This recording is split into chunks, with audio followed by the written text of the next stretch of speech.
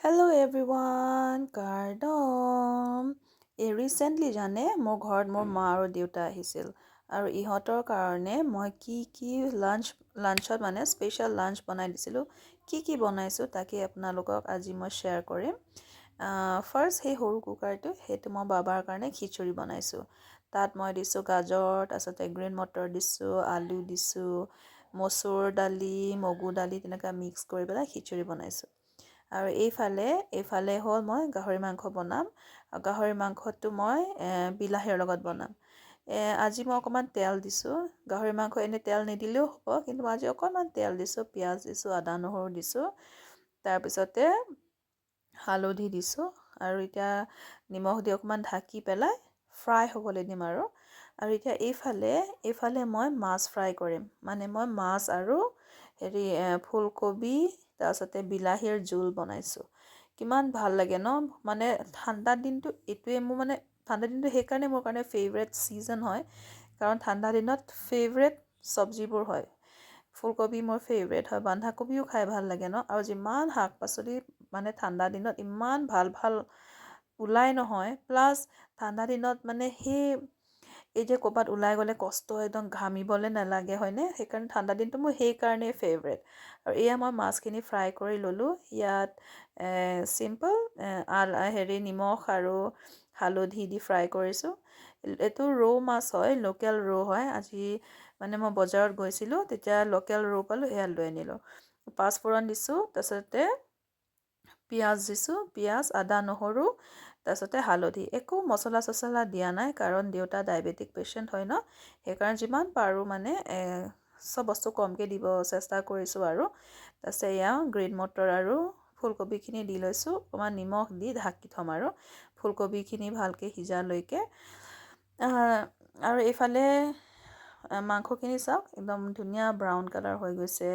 পূৰা একদম নিজৰ তেল এৰিছে তাৰপিছতে এইটো নহয় মই ঢাকি পেলাই একদম শ্ল' কুকিং কৰি আছোঁ যেতিয়া মাংসখিনি মানে অলপ হৈছে 70% মান এনেকুৱা হৈছে তেতিয়া মই বিলাহী দি দিছোঁ মানে মোৰ হাজবেণ্ডে ন বিলাহী আৰু এনেকুৱা গাহৰি মাংস খাই খুব ভাল পায় এইটো কিন্তু মই লাষ্ট গাহৰি খাইছোঁ দেই আৰু নাখাওঁ আৰু পিছত খাম আৰু কাৰণ এইকেইদিন মানে খাব নালাগে বুলি কৈ আছে সেইকাৰণে এইকেইদিন আৰু নাখাওঁ এয়া চাওকচোন মই আপোনালোকক দেখুৱাব পাহৰিলোঁ মই অকণমান পানীও দিছিলোঁ দেই আৰু দিছোঁ জলকীয়া গুড়া দিছোঁ জলকীয়া গুড়াও কমেই আছে এতিয়া মই আকৌ পানী দিম এতিয়া এইটো লাষ্ট পানী দিছোঁ গৰম পানী দিছোঁ এয়া মই এতিয়া ঢাকি মানে উতলিব দিম আৰু অকণমান তিল দি দিছোঁ তিল আৰু হালধিৰ কম্বিনেশ্যনটো যে খুব ধুনীয়া লাগে এয়া মানে মোৰ গাহৰি মাংস হৈ গৈছে এইখিনি নহয় এইখিনি মানে পানী নহয় দেই পানীখিনি অলমষ্ট নাইকিয়া হৈ গৈছে এইখিনি তেল আৰু এয়া লাষ্ট ফিনিচিং আৰু কালাৰটো আৰু ধুনীয়া হ'বৰ কাৰণে আৰু অকণমান তিল দি দিছোঁ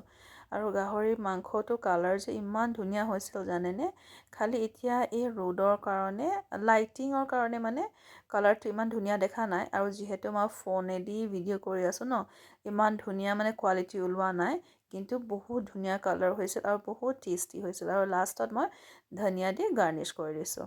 আৰু এইফালে হ'ল ফুলকবিটো সিজিছে এতিয়া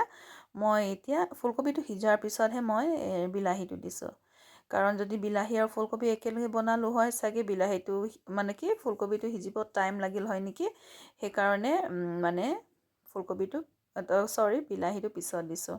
মানে জানে চববোৰ মই এক্সপেৰিমেণ্ট কৰি গৈহে আছোঁ কাৰণ মই আপোনালোকক বাৰে সদায় ভিডিঅ'ত কৈ থাকোঁ ন যে মই সৰুৰে পৰা হোষ্টেলত থকা ৰন্ধা বঢ়া মই একো নাজানো জাষ্ট শিকি গৈ আছোঁ আৰু ভিডিঅ'বোৰ ৰেকৰ্ড কৰি আছোঁ কাৰণ এইবোৰ মানে মোৰ নিজৰ এটা জাৰ্ণিৰ ভিডিঅ' মই ৰেকৰ্ড কৰি আছোঁ আৰু মানে কেনেকুৱা মই একো নাজানাৰ পৰা মানে লাহে লাহে শিকিছোঁ কি মানে কেনেকুৱা মই শিকিছোঁ কেনেকুৱা মানে মই গ্ৰ' কৰিছোঁ তাকে সেইটো জাৰ্ণিয়ে মই ৰেকৰ্ড কৰি গৈ আছোঁ আৰু আপোনালোককো দেখুৱাই গৈ আছোঁ এয়া মই পানী ঢালিলোঁ এতিয়া অকণমান উতলিব দিছোঁ মাছখিনি হৈ গৈছে অকণমান জোল দিছোঁ কাৰণ মাছৰ জোল খাই চবেই ভাল পায় অসমীয়া মানুহ হয়নে নহয় তো লাষ্টত এয়া ধনিয়া দি গাৰ্নিছ কৰি দিছোঁ মোৰ মাছ আৰু ফুলকবিৰ জোল হৈ গ'ল আৰু এয়া হ'ল দালিটো বইল বনাইছোঁ ইয়াত খালি প্ৰথমতে নিমখ দিলোঁ, তাৰপিছত হালধি দিলোঁ, এতিয়া আদা নহৰুখিনি দি দিছোঁ। এইখিনি সিজিব আৰু মই শুনিছোঁ বোলে দালি কুকাৰত বনাব নালাগে বোলে। কিছুমানে কৈ আছে, অনলাইনতে ক'ৰবাত দেখিছোঁ বা শুনিছোঁ নেকি, কিবা বোলে হেৰি কিবা এটা হয় বুলি কৈছিলে। সেইকাৰণে আজিকালি মই অ'পেন কুকিঙে কৰি আছোঁ। আৰু এইফালে হ'ল